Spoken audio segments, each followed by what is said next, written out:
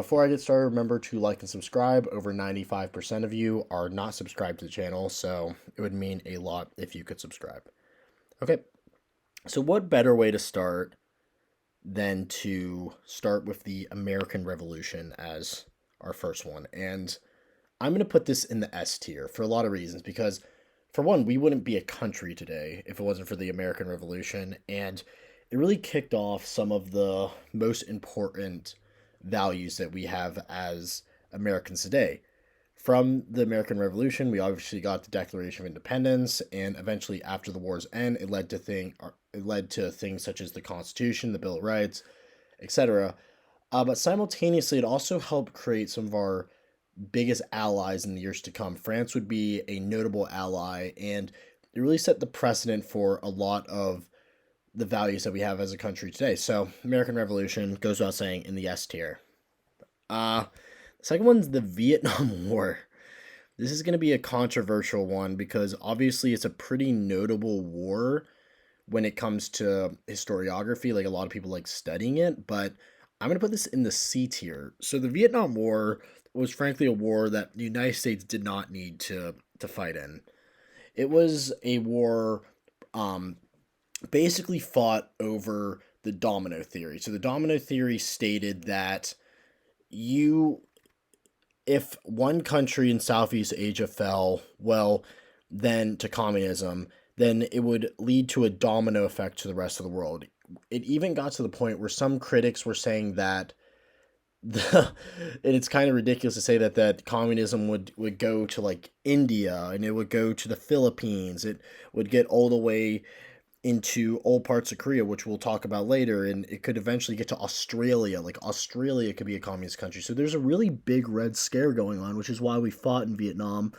But if you really look in hindsight, we left before the war was over. We kind of left it on its own, and Vietnam today is seen to be a pretty peaceful country, and it seems like a very pointless war. And when it comes to changing the landscape of the United States, it really didn't do much other than it helped create a constitutional amendment which allowed 18-year-olds to vote. Like if you're going to serve in the army, you should be able to vote on your leaders. So that's really the only cause it has now. It's actually a funny thing. When they're thinking about banning drugs like the health drugs that you can just take every day like supplements, that actually more people wrote about that than the Vietnam War. So I found that very fascinating. But yeah, C tier war. So this is going to be the Creek War. And the Creek War, obviously not a very important American war, but it's a war against Native Americans. So this is where actually Andrew Jackson kind of got his start. And the way you can talk about the Creek War is you could talk about it in the larger scope of United States Indian relations, which it really set the precedent that the United States was not going to take any, for lack of a better word, crap from the Indians. But simultaneously, it really isn't the most important American war against the Native Americans. In my opinion, that'd be the Cheyenne War, which whoever made this didn't even include. But yeah, I don't really think that this is too important of a war, other than it gave Andrew Jackson a lot of promise and it kind of set the precedent for United States versus Native American relations. I think the person who made this basically said that he needed some sort of Native American war, and this is the one he included, which is fine. There's a lot of Native American wars that he's missing here, though, like the Whitman Massacre. This is not a Native American war, but the Utah War.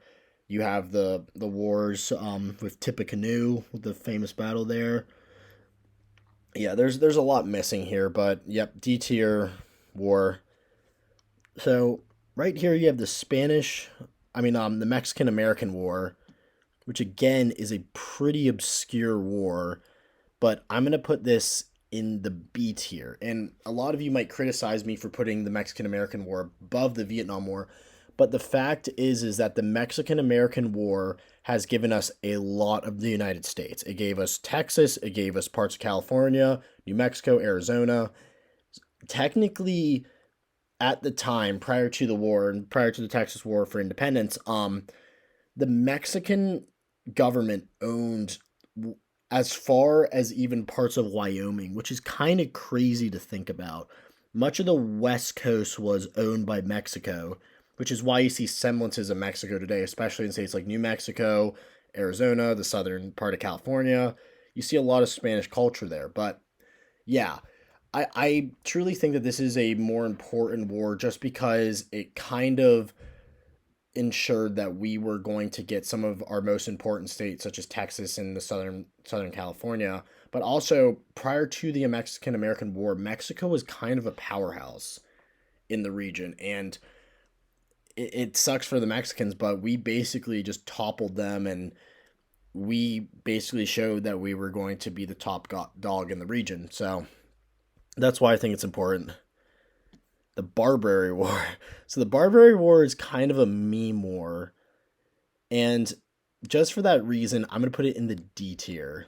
It's very much like the Seminole War. It's kind of a pointless war, but essentially what happened is that many American sailors near the northern Africa would get constantly raided by Barbary pirates, and it got to the point where um, these pirates would basically capture and enslave American citizens. So under Thomas Jefferson's presidency, he wanted to end the Barbary War, so he sent American troops to go fight Barbary pirates. It's kind of interesting that countries such as like Sweden joined along, and it was just a really good thing. But actually, during the War of 1812, which we'll talk about later, the Barbary pirates started to attack American sailors again because they got encouragement from the British. But the Barbary War was just kind of a stupid war. It's basically the first, I guess it'd technically be like the first war after the American Revolution because it happened in like 1800 under Thomas Jefferson, and then I think John Adams had some stuff to do with it because there's technically a first and a second Barbary War, but pretty pointless war just against the barbaric corsairs of northern Africa against American soldiers. Not much happened. The Cold War. So there's two ways you could look at the Cold War. You could either look at it when you look at the general scope like of it changing the world today, or you can think of it as an actual war. So if you look at it in the general scope of changing the world today, I would give it an A tier because obviously the downfall of the Soviet Union has major implications to the world that we have today. Without the Soviet Union, we would have a very, very different world. And frankly, many of the countries that adopted communism, such as in Eastern Europe or parts of Central Asia, and especially in Africa, they would have much stronger governments if they never adopted communism, especially Eastern Europe. You can kind of tell the difference between Eastern and Western Europe basically by the economics. And the excellent example of this is in Germany. West Germany is so much wealthier than East Germany, despite East Germany having some major cities such as Berlin in East Germany. Simultaneously, if you look at countries that make up sort of Eastern Europe, you'll notice that countries such as France are much wealthier than Eastern European countries such as Belarus. And a lot of that has to do with the onslaught of communism. But if we're talking about actual wars, no actual wars took place. We just had proxy wars. And unfortunately, some of the proxy wars, Korea, Vietnam, they're already on our list, so I can't include them when it comes to the Cold War. The only wars I could really include are stuff like in Sudan and random African countries, Angola, and really the United States didn't have much to do with those wars, so can't really add much to it. So I believe that this one is the Iraq War, and here is Afghanistan. So the Iraq War, D tier American war. It is a stupid war that we should have never gotten ourselves into. We basically destabilized the region. I don't really want to go much into the politics of it right now, but frankly, Saddam Hussein is better than ISIS. And we really, really had some poor leadership at the time, which led us into that war. Enough said about that. Not much historiography behind it, other than we basically led to the creation of ISIS. So this is the Spanish-American War. The Spanish-American War I'm going to give a C list to, because the Spanish-American War is very fascinating because it helped us acquire territories such as like the Philippines. We got Guantanamo Bay because of it.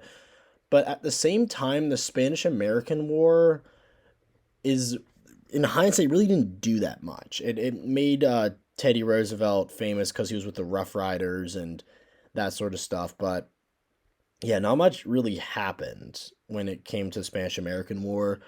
And the territorial gains we got after the Spanish American War, none of them are actually states.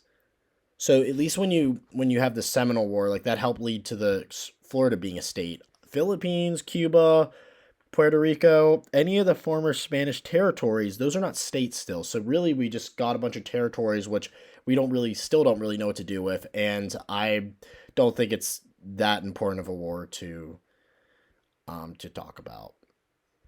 Another sealess war.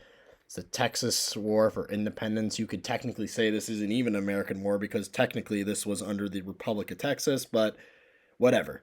Long story short, we didn't want to add Texas as a state because we didn't want to have an off balance of slave states and free states. Makes sense because that's what happened. If that would have happened, we would have had the Civil War like 20 years earlier. But yeah, the Texas American War mirrors the American Revolution because Sam Houston would use these tactics where he would literally choose his battles extremely wisely because he knew that the Mexican army was greater than his ragtag forces. But yeah, this is definitely a C list war when it comes to American history. So we have World War One. World War One basically led to the world we have today. But in the context of American history, I'm going to give it a B. I'm going to give it a B because if you really think about it, the French and the British were going to win the war with or without American help. And the reason why I say that is because the United States really was only in World War One for like a year and a half. They weren't in it that long. It's actually kind of interesting. So I went to the National World War One Museum in Kansas City last year, and basically we have a half the museum is dedicated to the United States time in World War One, which is only like a year, and the other half is like the actual war. And it's just very fascinating to me like how little time we spent in it, but we think that we did this huge feat. And basically the only things that the United States did in World War One was we made the war end quicker. And Germany's plan was basically to try to just beat the British and the French before the new American troops could arrive, but it didn't work. So in regards to American history, we didn't do that much, but obviously World War One led to the Treaty of Versailles, which led to Hitler gaining power. It ended all of the old school war tactics that we used to do, where we would have like the French soldiers would wear like red and blue in these colorful outfits, and we'd have cavalry charge. It's just crazy shit like that. But yeah, in regards to the United States, we honestly didn't do much World War One, which is kind of why it's kind of like the forgotten war in American history. We kind of forget that we fought in it. Like if you go try to find the World War One monument in DC, it's like it's very hard to find. The Korean War. Korean War, it's basically crappy Vietnam. So how can I put it any higher than the C tier?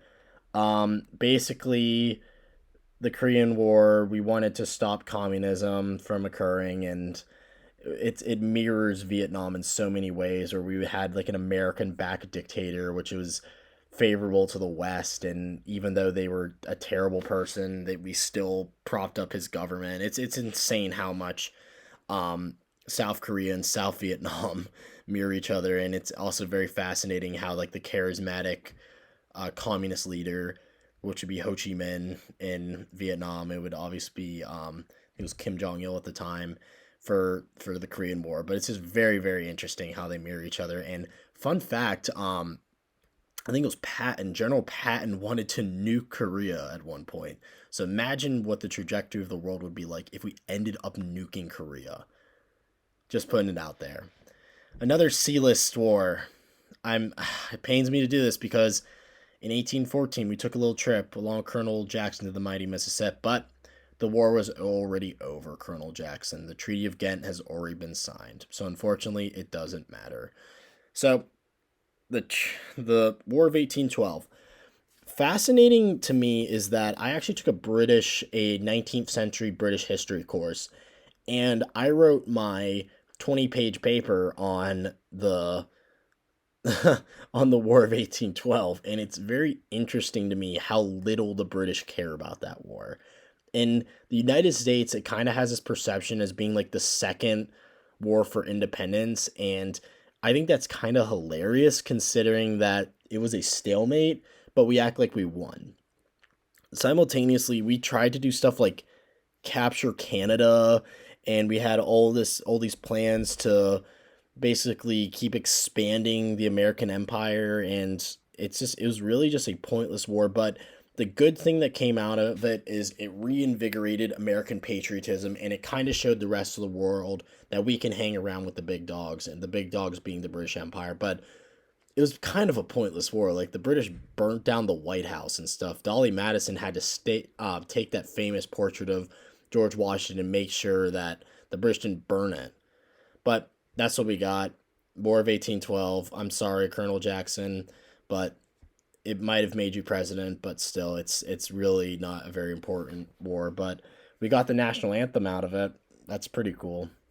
Afghanistan war, it's a D-list war. It's a stupid war. I'm very against all these wars that we have in the Middle East right now, and um, history wise, we're not going to really think about it too much. It really doesn't have that much of an impact on anything. So now we have what I consider to be the big two. Now, the big two wars are the Civil War, which I will talk about now. So, the Civil War. Obviously, this is considered to be the American Civil War for the rest of the world, but unfortunately, this is the war that really divided the United States and really set the precedent for the next 150 years. Now, what we saw is that we had the North versus the South, and the South wanted to keep the institution of slavery after the election of President Lincoln. Now, we won the war, the North won the war, and basically after the Civil War, to try to reconnect the country, we had what's Reconstruction, which is probably the darkest moments of American history. But also, we ended slavery probably earlier than it was intended to, because the original thought before the election of Lincoln was slavery was just going to take a natural death. They stopped the expansion of it. Free states outnumbered slave states, especially in the House of Representatives. They basically toppled them, and the Democratic Party was divided. So eventually, slavery would take a natural death, especially because we refused to expand to Latin America and do stuff like invade Cuba. But yeah, the American Civil War in my opinion, is the most important war in American history, and it really just set the next 150 years in motion, and it led to things obviously like the emancipation of slaves, led to the 13th, 14th, and 15th Amendments of the United States Constitution. I can't say enough about it. I'm very fascinated by the American Civil War, and I can't do it justice in frankly a tier list video. Okay, so World War II, S tier. This is I actually watched a movie about this. It was directed by Clint Eastwood, about these guys who held up the flag. Apparently, two of them died because there was like 18 more days of battle. But that's besides the point. The fact is that the World War II was very influential, even though I honestly think that the Allies would eventually win. But we honestly don't know. I think the Soviet juggernaut was too big for Hitler to overcome, and especially with Vichy France being weakened and not being reliable, and yeah, they had very poor allies. I think that the Allies would eventually win, even without American help, but I'm not one to judge. But the World War II is probably the last justified American war, and that's because that the United States stopped Japan and they stopped Germany, which were the two juggernauts. So the United States basically took on Japan single handedly. So I think we had the most influence in that theater, but obviously the United States did great things in World War II to end Nazi Germany. And because we were able to conquer much of Western Europe, most of Western Europe became democratic after the war, while the Soviet occupied territories became communist. But that's that has to do it, guys. I know you definitely disagree with me, but what do you think? What are the tiers for American wars? Um, I just think these three wars are obviously the big three, and then it's basically everything else. But I know Vietnam's gonna be controversial. War of 1812 is gonna be controversial. Maybe there's some big World War One guys there, even though we're only there for like a year. But whatever. Perhaps you like the Barbary Wars, but that's it, guys. And I have to say we are missing a lot of wars. We're missing like the Utah War, missing basically all the Indian wars. We only had the Seminole War in here, but yeah. Just remember to like, subscribe, and thanks for your time, guys.